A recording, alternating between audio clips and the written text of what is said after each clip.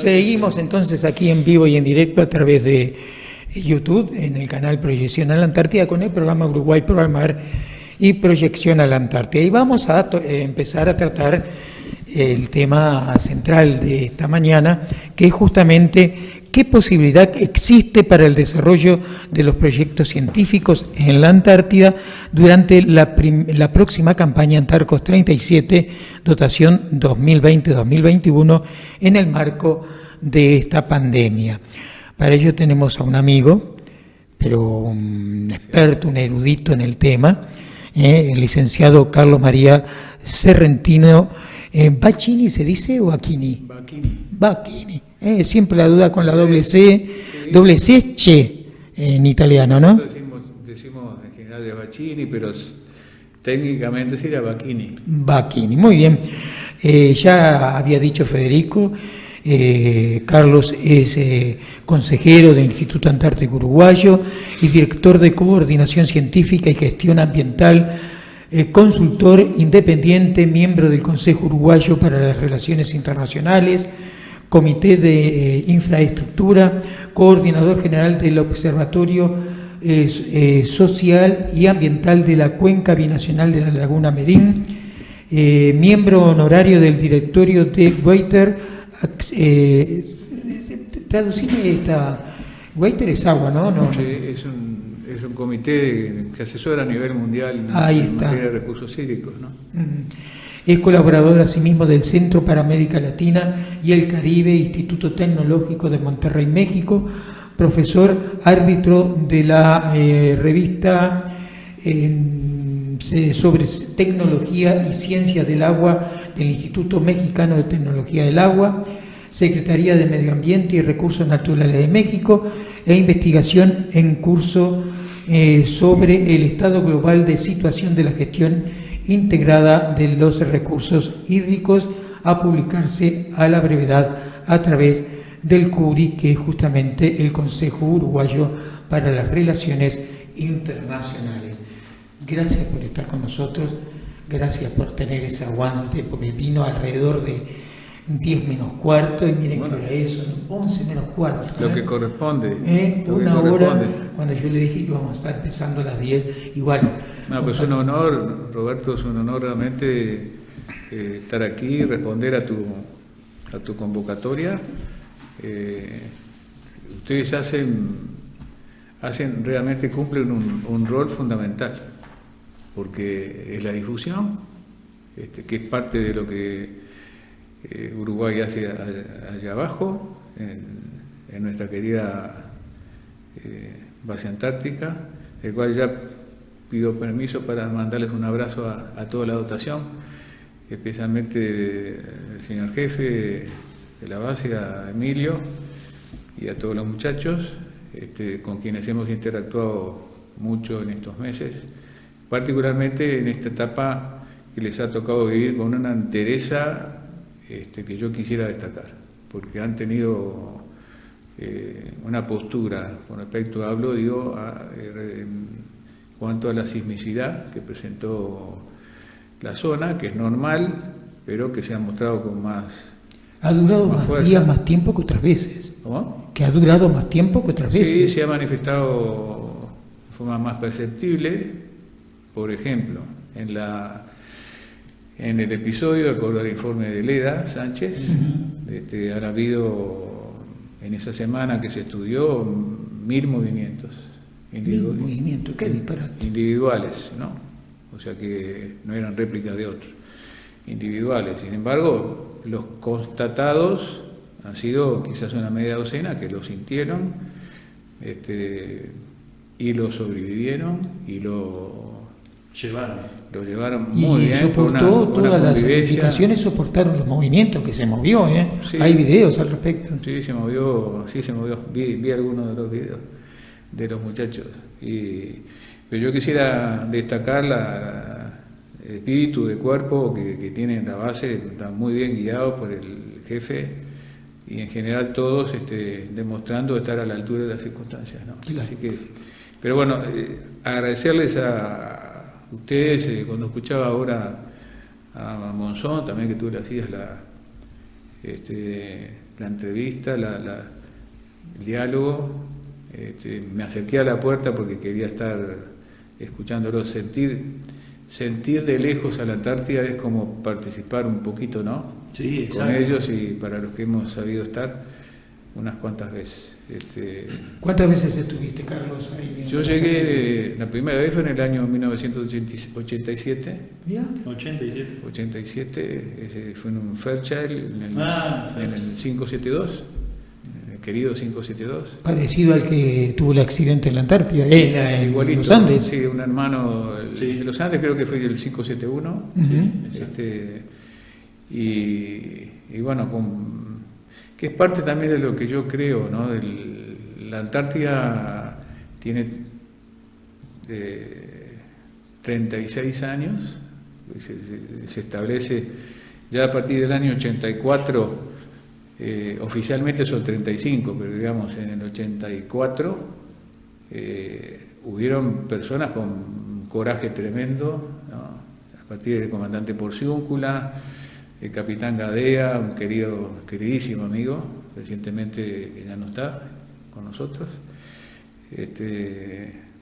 pero bueno, el doctor Dragonetti, en fin, los que encontraron, claro, los que sugirieron el lugar y después tuvieron que pernoctar en la base chilena. Esto nació con mucho esfuerzo, ¿no? Y en el 87 yo tuve como jefe de la base lo del coronel Capi, que es una Capi, que ya había estado en algún verano también anterior. Sí, claro. Un hombre muy particular, de una presencia interesante, y bueno, lo que hoy vivimos es consecuencia de esfuerzos de muchos, ¿no? Y en esos muchos yo los incorporo a ustedes, porque la difusión de lo que se hace ahí y el estímulo que ustedes le dan a la dotación es sumamente importante. Después vuelvo en el año 91, en la primera misión naval antártica. ¿Tú viajaste conmigo? En el Campbell. En el Campbell. Fue una misión compleja, ¿te acordás? Sí. Sobre todo en el regreso. Y ahí yo creo que estamos, digamos, aquí gracias a la acción de la Armada. Si bien el primero, entonces dedico mi saludo y en particular abrazo a la Fuerza Aérea por todo lo que ha hecho hasta el presente, desde el comienzo. Sus primeros pilotos, Payas, claro, Aguirre, ¿no? Que he estado con él en el instituto. Lo vamos a invitar a Eduardo. Hace muy poquito, es gente que merece ser destacada. Hay interés del instituto, una propuesta que yo formulé de que se les declare asesores honorarios, y entre ellos está Aguirre. Yo me acuerdo en el año 87, en ese vuelo que mencionábamos, íbamos en el Fairchild al lado de 2 tanques de combustible porque no tenía la autonomía suficiente como para llegar a la base, que Meteo no te permita volver a Punta Arenas, ¿no? El aterrizaje y poder volver. Así es. Yo creo que quienes nos están escuchando y viendo tienen que darse cuenta que el Uruguay lo ha hecho esto con mucho esfuerzo, ¿no? Con mucho esfuerzo y con mucho coraje. Entonces, en el 91, Fuerza Aérea en el 87, 84 y todas las campañas previas. En el 91 se incorpora el Campbell con el capitán Dodino, un queridísimo amigo, el capitán Lagorde como segundo de él. Y después en el 95, sí, ya como director nacional de meteorología, fui en el Hércules, o sea que en los 3 modos pude ir, gracias a Dios, a dejar la placa por los primeros 10 años de la base. Yo tú mencionabas a Capi, mencionamos una cantidad de personalidades que han hecho la historia del Uruguay en la Antártida. Sí. No quiero olvidarme de Oromán Pereira, sí, claro. Porque en el año 85, siguió. Sí, claro, fue cuando se estableció o se creó todas las cañerías para proveer de agua a la base en el año 85. Sí. Eso era importantísimo. Cuando yo llego a la transición la estaban haciendo el coronel Capi y Oromán Pereira, a quien aprecio mucho también. Es decir, hay una sociedad antártica establecida. Quien ha ido a la Antártida, sinceramente, yo lo escribí ayer a un embajador, digo, el que ha estado en la Antártida deja algo de sí mismo, ¿no? Y en general la Antártida iría mañana mismo. Tiene algo especial, algo que atrae, que hace que uno desee volver a instalarse en un medio que impone sus condiciones. Es el único lugar en el mundo para mí que el hombre se subordina a la naturaleza y se conforma una sociedad antártica con distintas generaciones que van fortaleciendo la presencia de Uruguay. Hoy lo que tiene Uruguay es hijo de un esfuerzo de mucha gente que debe ser respetada, ¿no? Y recordada, digamos. Claro que sí. Te hago una consulta. Cuando llegaste por primera vez allí a la Antártida, ¿qué sentiste? ¿Era lo que te imaginabas? ¿Lo deseabas antes? ¿Se te ocurría por tu cabeza poder viajar a la Antártida? ¿Estaban tus planes? ¿Sí o no? Yo creo que sí. Creo que sí, porque la posibilidad de ir no depende de uno. Claro, por cierto. Pero hay una necesidad, sobre todo yo provengo de una ciencia como la ciencia meteorológica, que tiene a la atmósfera, que es un continuo, la atmósfera no se interrumpe. Entonces teníamos ahí un nicho a conocer, que era la Antártida, que desde el punto de vista de ciencia sería un error considerar que lo que ocurre en la Antártida no es afectado por el hombre a 35 grados de latitud, donde estamos nosotros. Entonces, la Antártida tenía una necesidad de explorarse porque se retroalimenta, digamos, lo que sucede en la Antártida retroalimenta el sistema climático global y viceversa. Entonces, desde el punto de vista de ciencia y desde el punto de vista personal, tenía mucho deseo de estar ahí y me tocó gente con la cual mantengo una amistad hasta hoy, ¿no? Es inolvidable. Llegar a la Antártida sí no se puede imaginar uno si no fue lo que impacta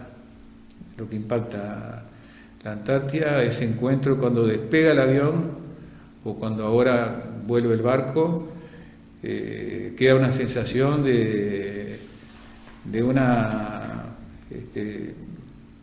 particular soledad, ¿no? Particular en el sentido que uno no desearía irse, pero se siente como que debe estar y permanecer ahí en convivencia con otras personas, en el cual hay que estar preparado también desde el punto de vista psicofísico, más que nada desde el punto de vista grupal, para compartir y sobre todo respetar las condiciones que impone la Antártida, ¿no? La fauna impone sus condiciones.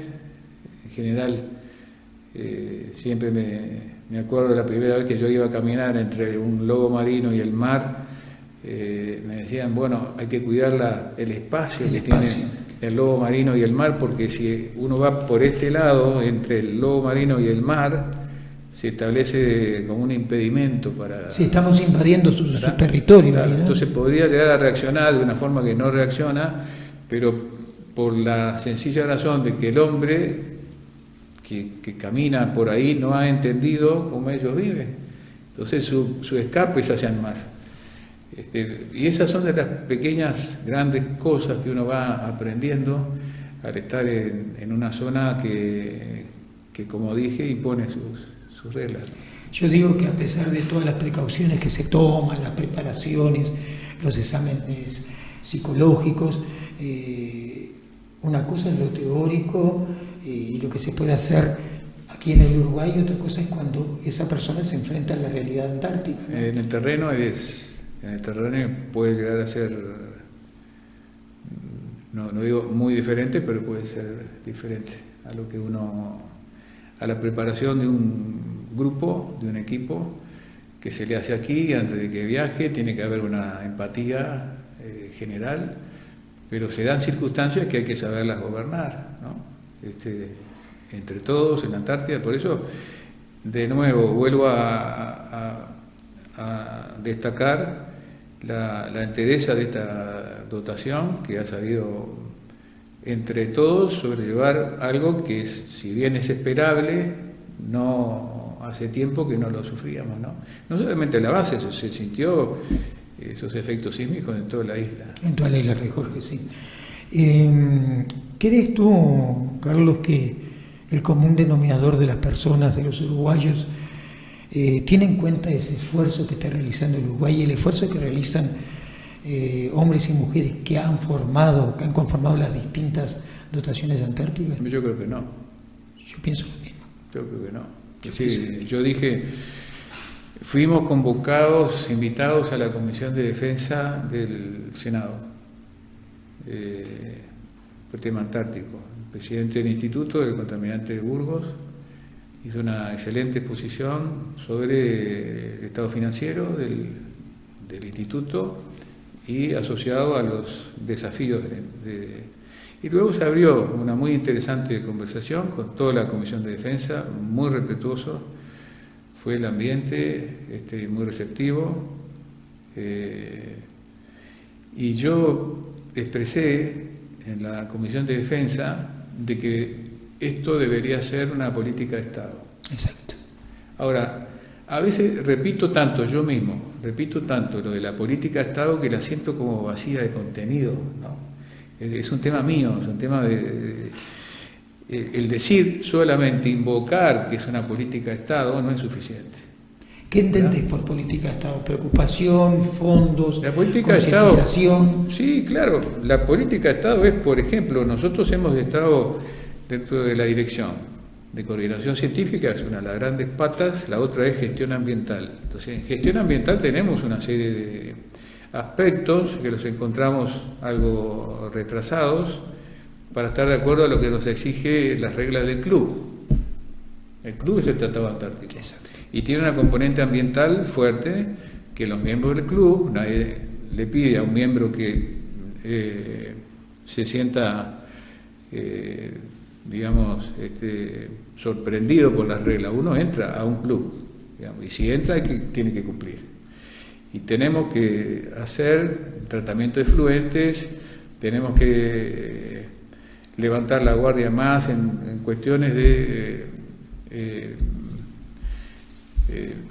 minimizar los riesgos de incendios, que ya han tenido otras bases y han sido feroces, importantes, como la de Brasil.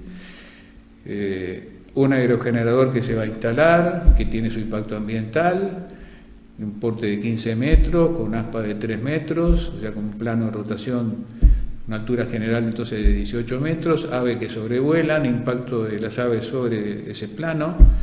Entonces, lo que me refiero es que cada vez que se convoca a una reunión sobre tratamiento de efluentes, que tratamos siempre de jugar en la cancha más grande, ¿no?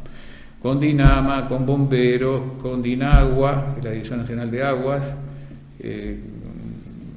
con todos los ministerios que ustedes se puedan imaginar que tengan competencia en esos tipos de...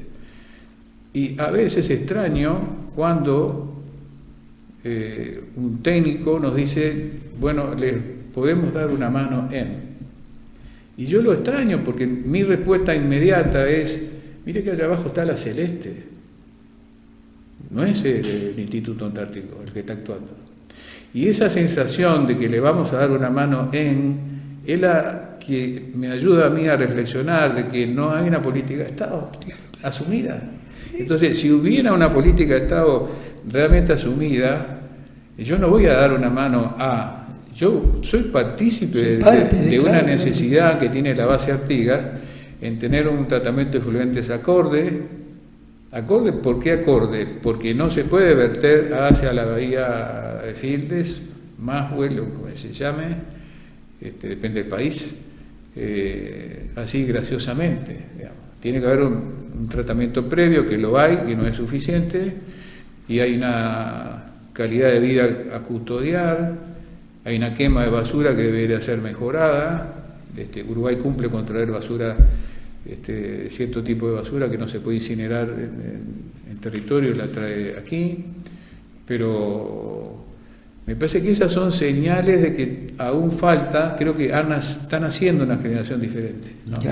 de chicos, pero me parece aún, y a nivel de quizás de nuestra edad, que hay una visión de la Antártida de que es algo a atender, es una liga, digamos, en la cual Uruguay decidió participar y que a cada gobierno le vaya muy bien.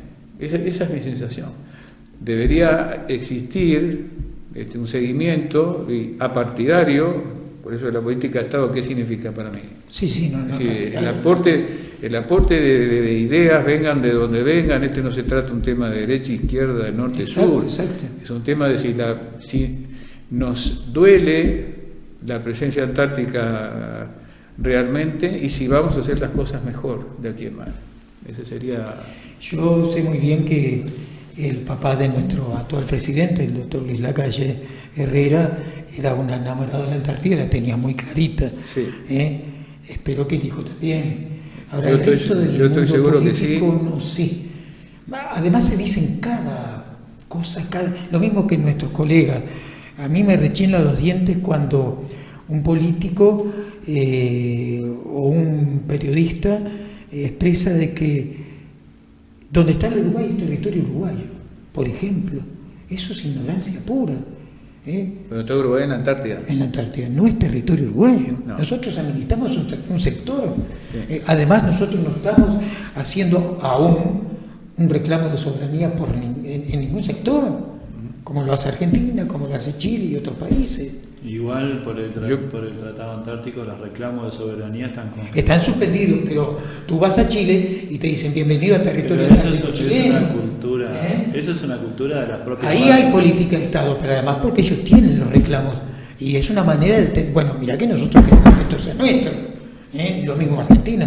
Nosotros no. Entonces escuchar a políticos o a docentes o a periodistas diciendo que el pedacito donde está la base científica antártica Artigas y el pedacito donde está la estación El Chiribete en la península antártica es parte del territorio uruguayo. Eso es un disparate.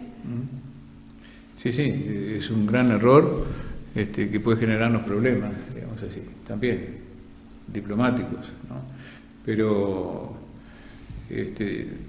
destacando a quien tú mencionabas, el presidente Lacalle, Lacalle Herrera, casi padre, ha sido un impulsor desde joven, claro, y de estos temas. Viajó en su momento con sus dos hijos, uno de ellos hoy es presidente de la República, que sé que le importa mucho este tema, su secretario de Ambiente, Gerardo Amarilla, este tema lo apasiona, y o sea que yo creo que estamos con una perspectiva de que nos posicionemos cada vez mejor. Y detecto también presidentes que han mantenido la base, presidente de la República que ha mantenido la base, con lo cual a ese nivel yo creo que Uruguay tiene que reconocer que hemos seguido una línea, ¿no? Ahora, si eso ha percolado, si eso ha permeado hacia todos los niveles que debió hacerlo, y si a nivel de enseñanza, de la currícula de nuestros jóvenes debió o es o ha recibido la formación necesaria, ahí yo que tengo dudas. Pero en intención, yo creo que todos los gobiernos que han pasado desde el año 84 hasta el día de hoy, yo creo que han demostrado interés en mantener a Uruguay donde está. El reclamo el llamarle a la Antártida uruguaya, yo creo que también se lo debemos al profesor Musso, que con su visión del año 68, fue el primero que concibe esa noción. Estamos hablando previo a la entrada en vigor del propio tratado. Sí, 65, ¿no? 60, por ahí, ¿no? De modo que, pero no es un error del profesor Musso, era como era proyectarse hacia el sur y entender una proyección cónica que teníamos algo que ver, pongamos así, porque todo esfuerzo del profesor Musso yo creo que sería insuficiente de ser valorado al día de hoy. Claro, ¿no? y estaba es un luchando hombre, con una cantidad de contras tratando de que claro, se entendiera que era importante la Antártida para el Uruguay, ¿no? es un hombre que debía ser más valorado de lo que es al día de hoy. Pero Uruguay, cuando se adhiere, cuando miembro adherente del Tratado Antártico e ingresa, no renuncia a su derecho. No menciona nada. Tampoco, digamos, lo tiene previsto. No es un país que reclame. No vas a ver un mapa del Uruguay con una proyección antártica, como sí lo tiene en Argentina, Chile, Reino Unido, que además se solapan los territorios. Y bueno, son posturas que yo respeto, tengo que respetar, y evidentemente no se compadecen con lo que es el tratado, pero cada país es soberano, ¿no?, de hacer sus apreciaciones. ¿Sí?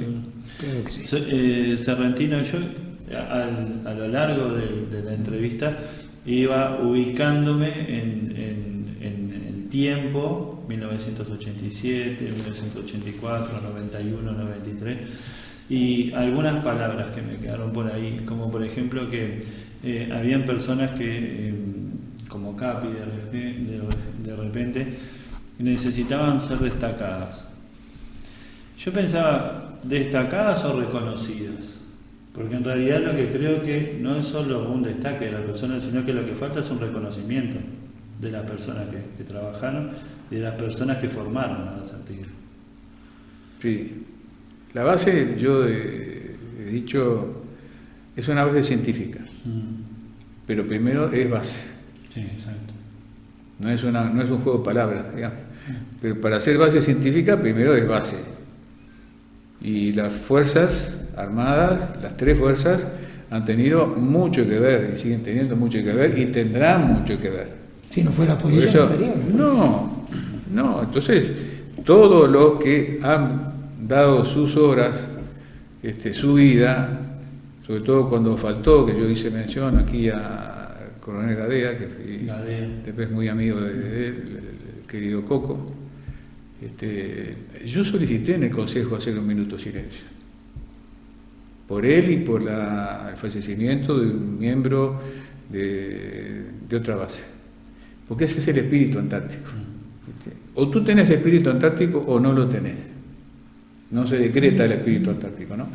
Entonces, el espíritu antártico, ¿a qué obliga? A tener memoria de gente que ha dado tanto, porque hay que haber viajado como fue el vuelo con el coronel Aguirre, por ejemplo, o haber con Roberto vivido lo del Campbell. Hay que ver lo que es enfrentar en el mar de Drake. Y hay que reconocerlo. Con 5 kilómetros de profundidad. 5 kilómetros de profundidad, el mar de Drake. Entonces, esas personas que no están habituadas, hay un buque, que Uruguay no tiene buque antártico, digamos, nos faltaría mucho.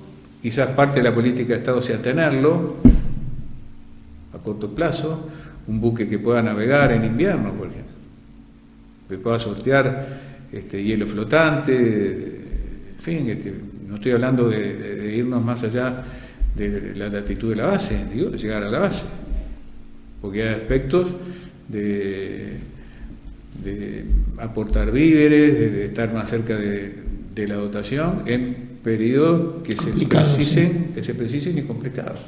Y a la base, a la estación, a la península antártica también, que se hace bastante complicado a veces. ¿Para el CARE? Sí. Claro, ahí tenemos un debe.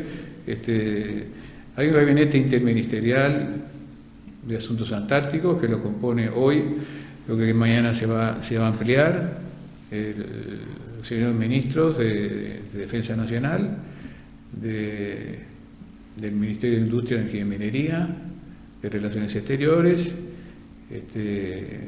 y lo que vendría a ser el Ministerio de Medio Ambiente, de Vivienda, Ordenamiento Territorial y Medio Ambiente, que se ha subdividido y de momento permanece. Yo sospecho que quizás puede tener interés en permanecer, aún como digamos, ya dejó de ser MEBOTMA para ser MEBOT, el MA pasó a ser un ministerio de Ambiente, y el Ministerio de Ambiente, como manifestó el ministro Pablo de Silveira, al presidente del instituto, manifestó su interés de incorporarse, de reintegrarse, porque ya supo estar. Entonces, en esa memoria hay que tener en cuenta, te sirve para darte cuenta de errores que hemos cometido también, a nivel de ciencia, ¿no? Inexplicablemente el Uruguay ha levantado su estación meteorológica hace unos años. Eso es lo que la pregunta que te iba a hacer. ¿Qué pasa con? Y digo inexplicablemente, porque tenemos un Instituto Nacional de Meteorología, que yo le sugería al presidente, y lo voy a hacer público, yo le sugería al presidente entrar en la web, presidente de INUMED, el amigo Luis Lobreiro, que hay un gran error, por ejemplo, en la web del INUMED. Dice creado en el 2013, y eso es una ofensa para mí, porque el INUMED no fue creado en el 2013. El INUMED responde a un esfuerzo que nace en 1895. De meteorología. ¿No? O sea, que tiene un nombre diferente. Hoy se llama INUMED, pero esta historia, ¿qué? Es como si mañana te cambiáramos el nombre del Instituto Antártico y dijéramos creado en el 2021. Entonces, ¿la historia qué? ¿La memoria qué? Entonces, todo el respeto que tú quieras decirme, y recordar acá, y recordar aquí, y recordar... es decir, pasa por cosas groseras, como haber levantado una estación meteorológica. ¿Y por qué le doy énfasis a la estación meteorológica? Porque una cosa es meteo y otra cosa es clima. Sí, exacto. Acá tenemos una deformación conceptual. Decimos clima, el estado del tiempo y nada. Bueno, decimos clima, periodistas, gente de variado nivel, confunden lo que es la meteorología con la climatología.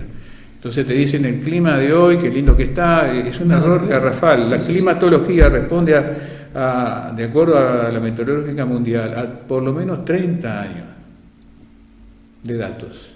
Entonces, si yo aborté la meteorología, estoy abortando el conocimiento climático. Entonces me hago gárgaras en materia de ciencia con respecto a impacto del hombre sobre el clima en la Antártida, el derretimiento, y si no tenemos datos, hemos abortado la cantidad de información, de haber tenido información que sistemáticamente la tuvimos desde el año 85, sí, hasta que se levantó la estación. Nuestro interés aparentemente viene bien, nuestro interés es que INUMED está reviendo esa decisión y que a muy corto plazo vamos a volver a tener una estación meteorológica. Yo le iba a comentar eso, 30 años tenía la estación meteorológica al momento que se levantó, ¿no? Andaba alrededor pisando los 30 años. Sí, pero además, ¿por qué es interesante? Porque a mí me importa la ciencia aplicada. Sí. Entonces, cuando tú vas a colocar, vamos a decirle a los que nos están escuchando también, un aerogenerador, ¿verdad? Un aerogenerador depende, parece perogrullo, pero depende del viento que exista, ¿no? Y ese conocimiento eólico, ¿de dónde viene? Y de series que han tomado meteorólogos y meteorólogas. Me acuerdo de haber, siendo director de meteorología, haber impulsado hacia el instituto la presencia por primera vez en invernada de una pareja de meteorólogas. Ajá. Nancy Andrioni fue, o Silvia Almelo, me acuerdo. Sí, sí ha sido 3 parejas. Me acuerdo que el jefe de base era el coronel Pagola. Exacto. Y pusimos 3 parejas, y que él, como iba a convivir, 3 parejas de 2 mujeres, sí. Como él iba a convivir con las personas en esa invernada, que se sintiera más cómodo, cada uno tenemos nuestra percepción, sí, ¿no? Y ahí nace la presencia de la mujer, que fue para bien. La presencia de la mujer en la base antártica le hizo mucho bien a la convivencia general. Pero quiero decir, lamentablemente hay esfuerzo de meteorólogos y meteorólogas, ha sido abortado, y creo que se va a revisar. Y el aerogenerador se va a instalar con conocimiento mucho más seguro en materia de direcciones de viento, intensidad de viento, Ahora es un aerogenerador de eje horizontal, pero hay otros aerogeneradores, por ejemplo, que tienen que caer en bandera cuando se supera determinada velocidad. Sí. Aparentemente este no habría problemas en que tuviera demasiada velocidad, pero yo hoy te puedo decir, en función del esfuerzo de muchos, que el 90% de las velocidades en la base científica antártica Artigas son menores a 100 km por hora. Entonces, el 90%. eso... ¿cómo? 90%.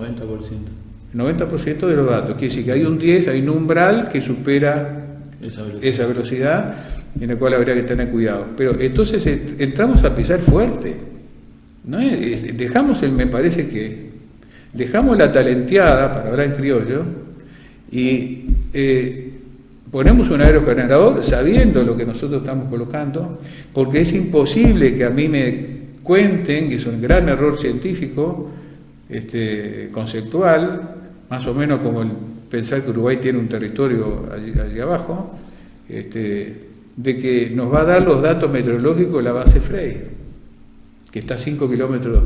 No, porque es distinto, porque son 5 kilómetros diferentes. La meteorología de Frey no necesariamente es igual a la base Artigas, y además nosotros estamos a 200 metros de un amigo, como es el glaciar Collins, que tiene 200 metros de altura. Quería comentar eso, la topología de Frey es totalmente distinta a la de base Artigas. Estamos a 200 metros de una topografía compleja, sí. Y estamos ahora desarrollando, estamos haciendo, yo reconozco la iniciativa que ha tenido Emilio Velar, ¿no? Yo le dije, Emilio, yo creo que sería bueno entrar a monitorear el movimiento de la dinámica del glaciar, ¿verdad? Porque han habido esos movimientos, y sería bueno tener una visión, podemos poner referencias, a ver si el glaciar tiene algún movimiento hacia la base, ¿no? Bueno, iniciativa de él fue invitar a un científico ruso, que tiene 11 campañas encima. Es decir, ¿qué es la ciencia? La ciencia es conocimiento. Ciencia es conocimiento. Entonces, cuando uno aplica o quiere ciencia, ¿qué está haciendo? Generando conocimiento sobre una zona circundante que el Uruguay, en su presencia ahí, le sirve para custodiarla, para custodiar mejor su responsabilidad en donde está. El hecho de que no reclamemos soberanía sobre el territorio antártico no nos exime de responsabilidad. No, por cierto. Entonces, para custodiar la responsabilidad tenemos que tener una planta efluente como debemos tenerla. Va a haber una charla, ya comparto con ustedes y con la audiencia, con el profesor Arguete. El profesor Arguete es una referencia, es un ícono del derecho internacional público. Junto con Puseiro era lo mejor, claro, que tenía el derecho internacional. Entonces, cuando llegamos dijimos, ¿y por qué hay facultades? Voy a ir un poquito a volver a la Comisión de Defensa del Senado. Una senadora Lazo, Frente Amplio, con mucha razón, me dijo, Serrentino, ¿y por qué no está el Ministerio de Ganadería actuando? ¿Por qué no vuelve a...? Le digo, tiene razón. Porque cuando yo llegué en el 87, las 3 ciencias que se aplicaban era geología, biología y meteorología. Y de biología, la que más estaba era la DINARA. La DINARA, sí, seguro. ¿No? Sí. Y la DINARA luego desapareció. Y a veces desaparecen porque, ¿cómo decirlo? Porque hay una suerte de sesgo en la ciencia, en el cual los que estamos de turno nos interesa determinado sesgo, nada más, y formamos una suerte lo voy a decir con todo respeto, pero formamos una suerte de club de amigos, que nos importa determinada beta científica, y nos perdemos el resto de la mesa. Entonces, enviamos nota a todos los decanos, a todos, porque yo no puedo pensar por el decano de la Facultad de Derecho de que a él no le importa el tema antártico. Yo lo hemos participado, nada sale de la Dirección de Coordinación Científica y Gestión Ambiental sin que lo emita, sin que lo dirija el presidente del instituto, ¿no? Hemos recuperado quizás cierto orden Yeah. que habíamos perdido dentro del instituto, ¿no? Y hasta ahí lo dejo. Pero de resultado de esas notas hacia las facultades, hoy tenemos un proyecto en ciernes de la Facultad de Derecho, que va a estudiar, entre otras cosas, va a generar una conferencia del profesor Aruet, que a mí me importa mucho, yo se lo dije a través de dos fantásticos muchachos que los han visitado, dos abogados, grado 1 en Derecho Internacional Público, sobre, por ejemplo, la extraterritorialidad de las competencias. Es decir, la Dirección Nacional de Medio Ambiente es competente ahí, el Ministerio de Salud Pública es competente ahí. Entonces, yo no soy especialista de Derecho Internacional Público, pero diría de que donde opere Uruguay, por ejemplo, si mañana aparece un COVID en la base Artigas, ¿quién va a ser llamado a responsabilidad? Y yo sospecho que el Ministerio de Salud Pública. Sí, seguro. Porque habrá tenido que ver con las actividades o con los controles, los protocolos sanitarios, que yo, sin saber mucho, me lo puse encima para tratar de que el instituto tuviera algo, y hoy ya lo tenemos muy, muy avanzado, puedo decirlo. Pero digamos, si aparece un COVID, quien vaya a ser llamado a responsabilidad va a ser el Ministerio de Salud Pública. Por lo tanto, para mí, va de suyo que hay una responsabilidad, aunque no sea territorio uruguayo, hay una competencia que continúa. Sí, a nosotros lo que se nos explica siempre cuando en el briefing antes de viajar a la Antártida es que la legislación en Uruguay es la misma en la legislación en base a Artigas, ¿no? O sea, sin que sea un territorio de hecho uruguayo, pero la legislación aplica como si estuviéramos en Uruguay. Sí, diría que hay que pulirlo un poquito. Yo creo que sí. Hay que fundamentarlo, escribirlo y hacerlo cumplir. Porque si no, yo no vengo a darte una mano. Volvemos al principio. ¿Viste? Cuando tú tratas un tema ambiental en la base, no vengo a darte una mano. Si el instituto, que para mí es el gran mediocampista, ¿no? del ámbito que dispone Uruguay, sí, convoca, sí, entonces entre todos tenemos que encontrar una solución. No es que una determinada unidad ejecutora del Estado venga a dar una mano al instituto, porque entonces no se ha entendido esto que tú me estás compartiendo. Es decir, que hay una responsabilidad que continúa porque Uruguay está operando ahí, ¿sí? Porque la imagen de Uruguay está operando ahí. Sí. O, por ejemplo, ¿por qué no pensar el Uruguay natural, entonces, es para la Plaza Matriz, nada más? ¿Y el Uruguay natural es para UPM? ¿O el Uruguay natural es para la base científica Antártica Artigas? Yo creo que sí, que nuestro comportamiento no depende de dónde estemos, nuestro comportamiento como uruguayos es en la base científica Antártica Artigas también, y algo malo que suceda en la base científica Antártica Artigas nos hará quedar muy mal, sí, a todos. Sí, yo no tengo, más allá de que después jurídicamente esto se defiende, se establezca, y ya puedo adelantar de que los expertos en Derecho Internacional Público así lo ven, pero bueno, de ahí se establecerá línea, y el Instituto Antártico lo que tiene que hacer, a mi juicio, yo soy un simple consejero, es hacer lo suyo en el Consejo y difundirlo, ¿no? A nivel de todos los ministerios, para que sientan realmente de qué se trata esta aventura antártica uruguaya. Carlos, permíteme un segundo.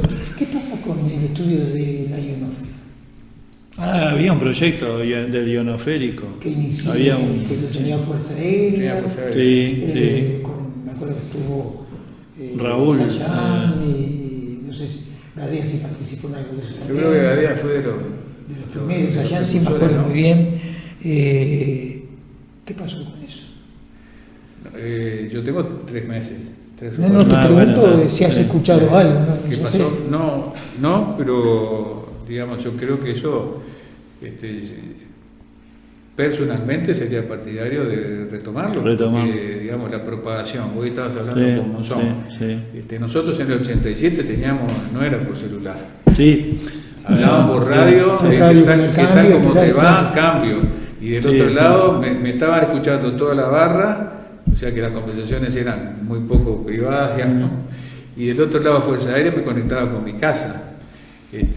Fonpatch, a través de un Fonpatch. Entonces tú me pedías, porque decías, mirá Carlos, no me dejás, no me da, pues yo tenía el martes, tú tenías el jueves para hablar, entonces intercambiábamos los días, porque era el cumpleaños de alguien. Sí, exacto. ¿No? El jueves, cuando te cambié, a lo mejor no había propagación.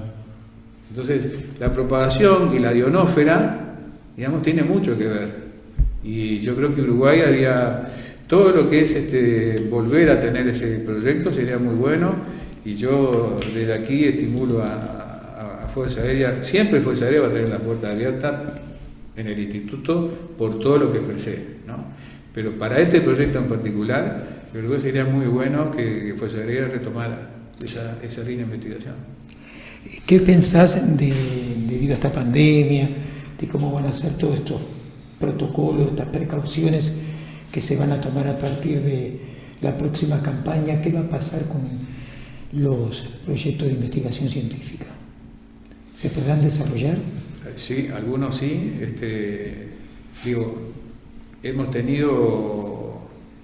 Hemos podido cambiar de posición. Yo al principio había asumido una posición de que era riesgoso el viajar con equipamiento científico, más material, más equipamiento hacia la base, que todo debe ser cuarentena mediante y sanitizaciones mediante, ¿no? Entonces, de nuevo, ver a otros países que venían reduciéndose a su más mínima expresión la presencia antártica en esta campaña pandémica, bueno, digamos, cuesta mucho pensar de que nosotros no podemos hacernos los graciosos y ser las ovejitas negras del tratado. Claro. Entonces,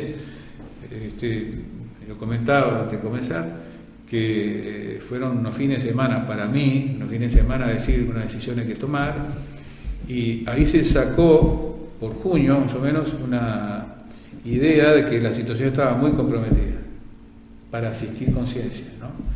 Y yo la llamé situación actual, era la fotografía que yo tenía.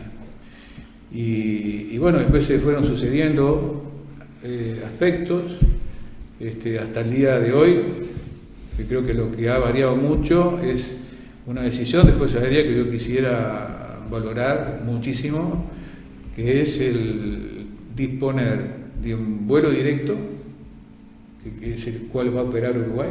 ¿Sin tocar Punta Arenas? Sin tocar.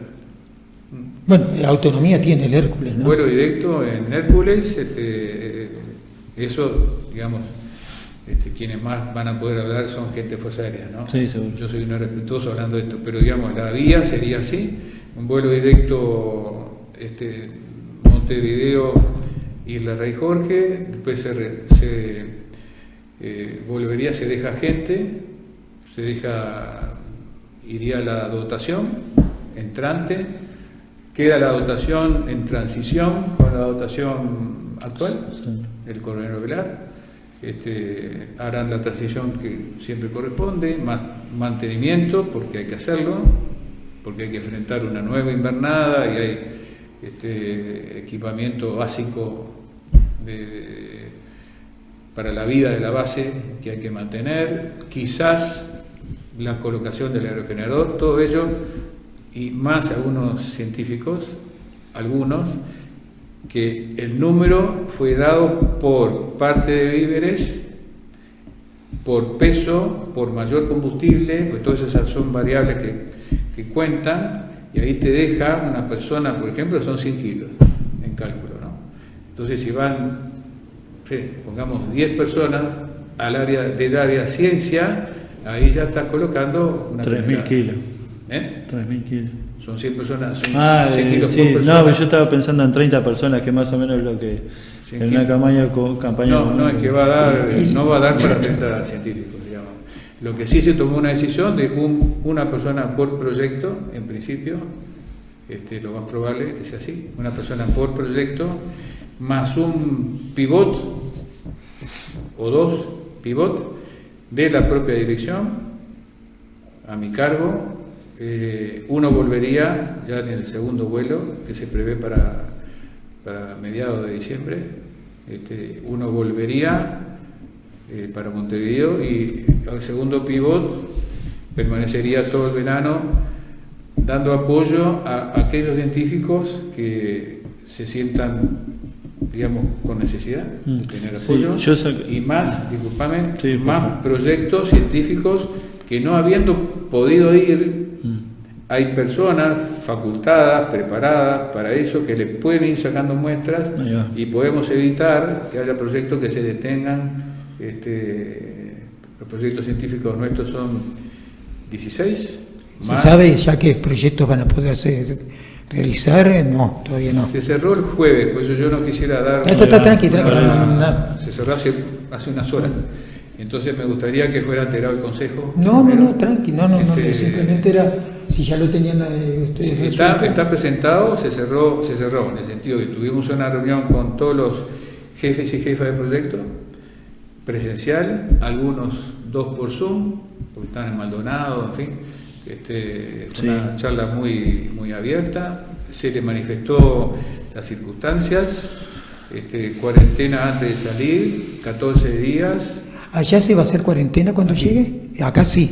Aquí antes de salir, 14 días, por ejemplo, Estados Unidos va a ser 21 días de cuarentena. En barco, fondeados antes de salir. Antes de cruzar. O sea que todos los países están levantando la guardia, ¿no?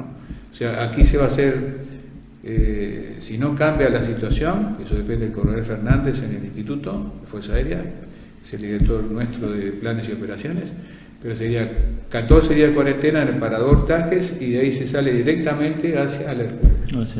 O sea que la persona que, si bien el vuelo, vamos a suponer que siga siendo, porque hay imponderables, ¿no? Se sigue queriendo salir el 1 de diciembre, la persona se va a la Antártida el 14 de noviembre. Así que pierde contacto con el resto de la familia todo el 14 de noviembre. O sea, pierde es un distanciamiento, no pierde contacto porque igual... No, digo pierde contacto en el sentido personal. Yo sacaba la cuenta... vía WhatsApp, ¿no? Sí, o llamaba por teléfono mientras esté en territorio uruguayo. Lo que no puede ser visitado. Por eso. Lo que estaba sacando la cuenta, por eso los 30, porque estaba sacando la cuenta del Hércules, calculando las 9 personas de la dotación, algunos de mantenimiento. Claro, el Hércules salir en esta modalidad, son 11 personas. Con dotación y todo. De tripulación. De tripulación, sí. Yo estaba... que incorporan una persona más porque por horas de vuelo seguro. Nos explicaban que tienen que incorporar una persona más. O sea que ya hay 11 personas simplemente de la tripulación. De tripulación. Del Hércules, ¿no? Sí. Después mantenimiento, científico. Y relevo. Peso, de dotación. Bueno, la dotación que ingresa. Esa es la ecuación de varias variables. Hay un peso que no se puede pasar. Exacto. ¿No? Sí, porque aparte el peso lo pone la pista de aterrizaje en Frey. También. Y bueno, pensando en que la meteorología al Hércules le juegue a favor y que no llegue a la base y no vea la pista.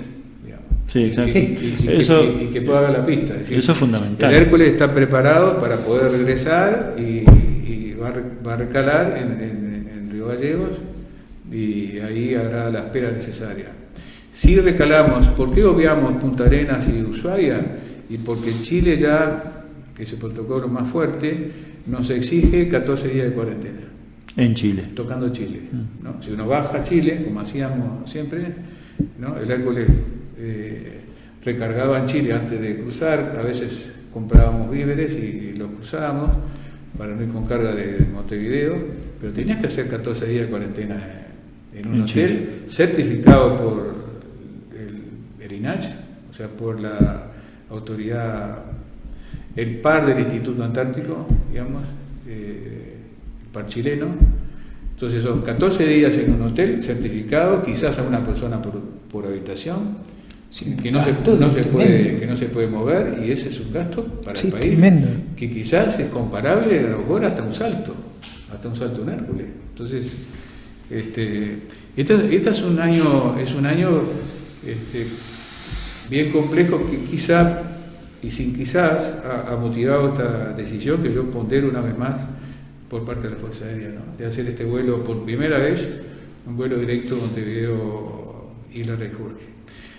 Sé también que la Fuerza Aérea, con apoyo del señor Ministro de Defensa, va a recibir 2 Hércules españoles, sí. Que nos han comentado, unas prestaciones aún mejores que los Hércules que tenemos, pero por decirlo, si el Hércules nuestro tuviera que hacer por distinta razón una cuarentena en Punta Arenas y hacer pista 14 días, el país se queda sin un Hércules.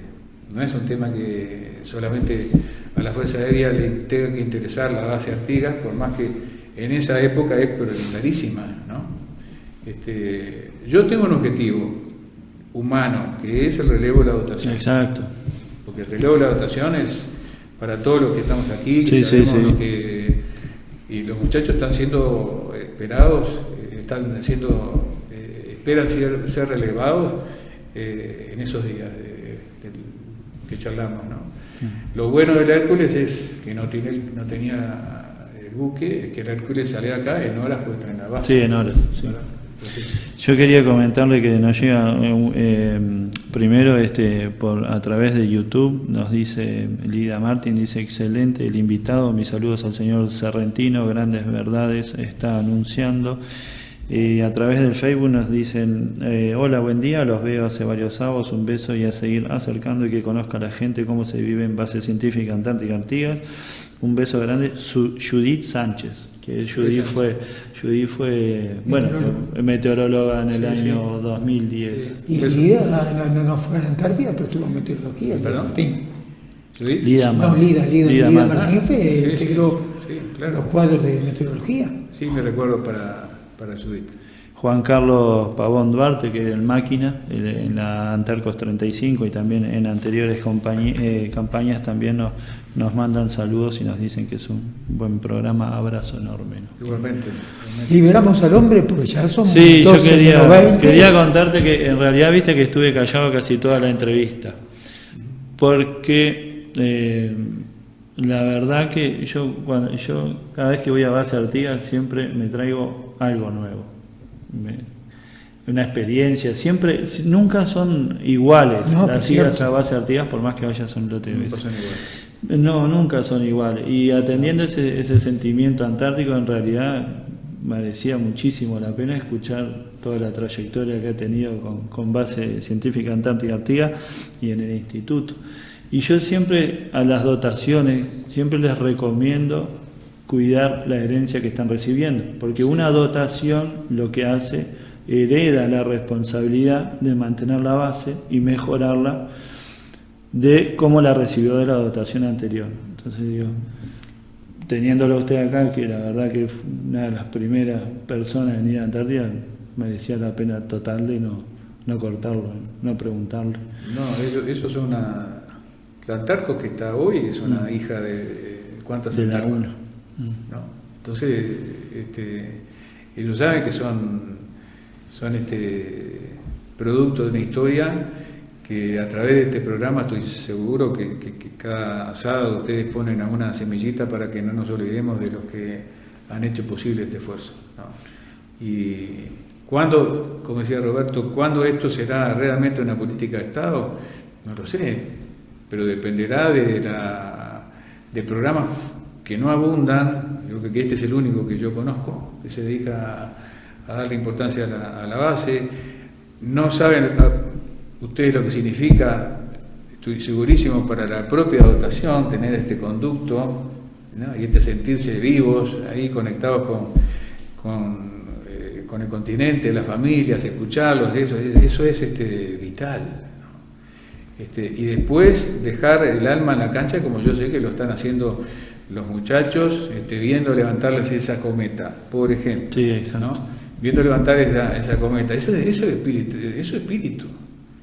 Primero, eso han logrado un espíritu de cuerpo tan fuerte, se nota ahí, lo que sabe la semiótica, ¿no? Lo que te transmite y contagia. Ahí viene la bruta, viene.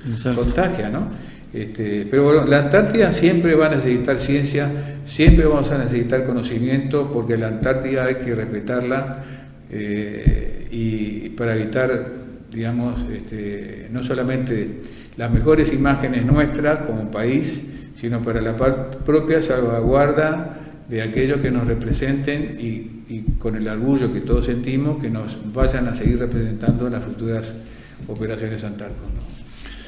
Muchísimas gracias. No, por favor, súper emocionado y súper agradecido de conocerlo, para empezar, porque había conocido a Rodríguez. Estaba nervioso, un lujo. No, y a Rodríguez. Vivencia, nos actualizaste en una cantidad de cosas y nos mostraste que hay un camino a recorrer lindo. Muy lindo. Lo de meteorología que vuelva, las posibilidades del ionosférico, todos los esfuerzos que se están haciendo para, a pesar de esta pandemia, seguir adelante y marcar esa línea de continuidad con mejoras. Cada dotación es una línea de continuidad en mejoría. Y se está haciendo historia, cada dotación hace historia. Así es. 36 Antárco, 36 campañas. Sí. No es poca cosa. Y cada campaña mejora la anterior. No, es cierto. Un país como el nuestro, que tenga una base, pues yo digo de la política de Estado, ¿no? Tiene dos bases. Hay países que hoy pagarían por entrar al tratado, sí, ¿verdad? Que no lo pueden hacer, pagar por entrar al tratado. Pero hoy tiene dos, con el tamaño del país que tenemos. Es decir, una vez que eso nos pueda pegar fuerte en el ánimo, yo digo que en esto de la política de Estado, todos estamos comprometidos, todos los colores aquí partidarios están comprometidos a que realmente, si esto es una política de Estado, que tú después me sustituyas a mí y que sigas una misma línea de pensamiento. Que Uruguay tiene un rol para estar ahí, que Uruguay es respetado, que Uruguay es un país que media, que Uruguay tiene científicos excelentes, como han traído ustedes a Leda. Yo voy a contar nada más por último.